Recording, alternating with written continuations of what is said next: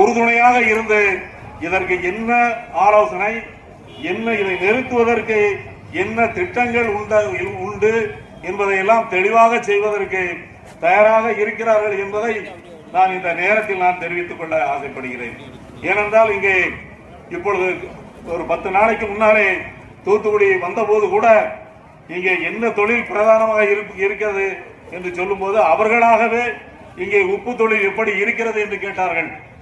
அந்த அளவிற்கு தூத்துக்குடியினாலே உப்பு, அதாவது இந்தியாவிலேயே அதிகமான உப்பு விளைவிக்கிற மாநிலத்தில் தூத்துக்குடி தான் 2வது இடத்தை பெற்றிருக்கிறது என்பது தமிழ்நாட்டில் உள்ளவர்களுக்கெல்லாம் எல்லாருக்குமே ஒரு தெரியும். அந்த அளவுக்கு சிறப்பு வாய்ந்த தூத்துக்குடி உப்பு ஒரு தரமான உப்பு, நல்ல உப்பு என்பதை பெயர் பெற்றிருக்கிற இந்த உப்பு தொழில் பாதிக்கப்படுமானால் எந்த விதத்திலும் எந்த நேரத்திலும் போராடுவதற்கு அனைத்து